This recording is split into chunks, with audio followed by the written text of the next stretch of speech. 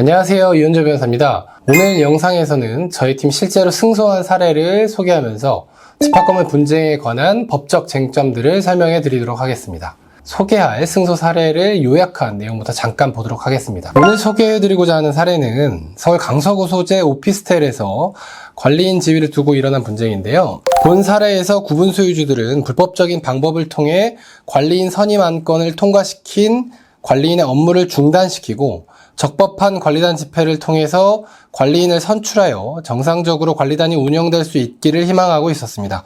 그러나 그 관리인은 도저히 대화가 되지 않는 사람이었고 구분 소유주들은 그 관리인의 임기 2년이 끝날 때까지는 도저히 기다릴 수 없다고 판단해서 저희 사무실을 찾아오셨습니다.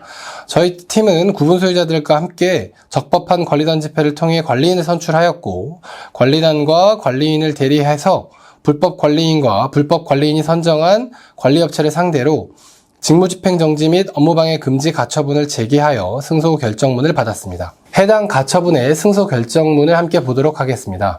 서울 남부지방법원의 가처분 결정이고요. 직무집행정지 및 업무방해 금지 가처분이 사건명입니다. 그리고 상대방은 관리인과 그리고 불법 관리인이 선정한 관리업체가 채무자입니다. 그리고 채권자로는 구분 소유자들과 관리단이 채권자로 포함되어 있습니다.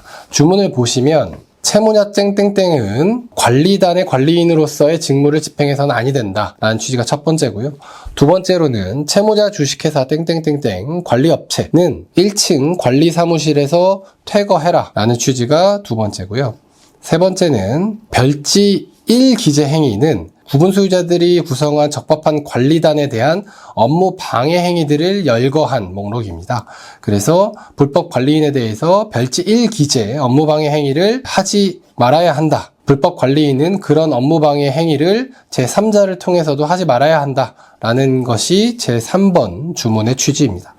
그리고 4번 주문의 취지는 관리 업무와 관련한 회계장부 등 별지 2기재 문서를 인도하라는 것이 4번의 취지입니다. 6번 항을 보시면 소송비용은 채무자들이 부담한다라고 해서 소송비용을 전부 채무자들, 상대방 쪽에 부담시키고 있습니다. 저희가 대리한 채권자들이 전부 승소한 가처분 결정입니다.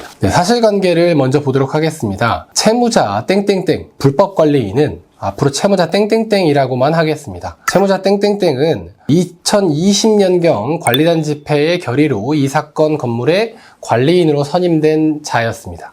채무자 땡땡땡은 23년 8월 26일, 즉 임기 2년이 도가한 시점에 임시관리단 집회를 개최해서 관리인 선임 안건과 건물 관리업체 선정을 관리인에게 위임하는 안건을 의결하고자 하였습니다. 채무자 땡땡땡과 선거관리위원회는 23년 8월 26일 임시관리단 집회 약 한 달 전에 후보자 등록 절차를 진행했었는데 후보자 등록 공고문의 결격 사유로 관리단과 소송하거나 재판 중인 사람, 그리고 총회 의결 또는 법원 결정으로 해임된 사람, 관리단과 소송했거나 재판 중인 사람, 그리고 횡령 배임 등으로 관리단에 피해를 입힌 사람과 그 배우자, 그리고 직계 존속, 존비속이 결격 사유로 기재되어 있었습니다.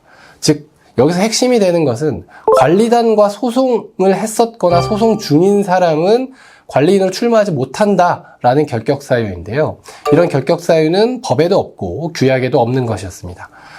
그리고 구분 소유자 강땡땡이란 분께서 당시에 후보자 등록 신청을 했으나 채무자 땡땡땡, 즉 불법 관리인과 선거관리위원회는 그 후보자 등록을 희망했던 강땡땡 구분 소유자의 배우자가 관리단과 소송을 한 적이 있다라는 사유로 후보자 등록을 거절했습니다. 그리고 채무자 땡땡땡이 다시 관리인으로 선임되는 것에 반대하는 많은 구분 소유자들이 약 50%의 위임장을 받아서 그 8월 임시관리단 집회에서 의결권을 행사했습니다. 채무자 땡땡땡이 적법한 방법으로는 과반수 이상의 찬성표를 받아서 다시 관리인으로 당선되는 것은 불가능했었습니다. 그럼에도 불구하고 채무자 땡땡땡과 선거관리위원회는 관리인 선임 안건을 포함하여 23년 8월 26일 임시관리단 집회에서 상정된 안건들이 모두 의결됐다라고 발표한 것입니다. 즉 구분 소유자들이 제출했었던 50% 이상의 위임장에 기한 의결권 행사를 모두 무효 처리하고 이런 식의 발표를 한 것인데요. 당연히 구분 소유자들은 이와 같은 발표에 강력히 항의할 수밖에 없었습니다. 채무자 땡땡땡 불법관리인과 선거관리위원회는 8월 26일자 임시관리단 집회에서 의결된 안건들에 대해서 추인을 거치기 위해서 23년 9월과 10월에 각 관리단 집회를 개최했습니다. 즉, 두 번의 관리단 집회를 더 개최해서 똑같은 안건들에 대한 추인 관리단 집회를 진행했었던 것이죠. 근데 구분 소유자들은 똑같이 그 채무자 땡땡땡에 반대하는 취지로 위임장을 50% 이상 받아서 의결권을 행사했었습니다. 근데 그 채무자 땡땡땡과 선거관리위원회는 23년 8월 26일 임시관리단 집회 때와 마찬가지로 그 모든 안건들에 대해서 의결이 되었다라는 취지로 발표를 했습니다. 즉, 구분 소유자들이 제출한 의결권 행사를 모두 무시한 것인데요. 당시 9월 집회와 10월 집회에서 그 채무자 땡땡땡과 선거관리위원회는 구분 소유자들이 제출한 표를 모두 무시하고 전체 구분 소유자의 76% 그리고 의결권 면적의 62%가 찬성해서 모든 안건들에 대한 추인이 이루어졌다라고 발표를 했습니다. 이것 자체가 불법적인 집계와 불법적인 발표라고 생각이 됩니다. 그리고 채무자 땡땡땡은 23년 9월경 채무자 땡땡 주식회사 즉 관리업체와 이 사건 건물관리 용역 계약을 체결했습니다. 그 세 번의 관리단 집회의 적법성에 대해서 법적 검토를 꼼꼼히 진행했습니다. 그 결과 여러 가지 중대한 절차상 그리고 내용상 하자로 인해서 관리단 집회 결의가 모두 무효일 수밖에 없다라는 판단에 이르렀습니다.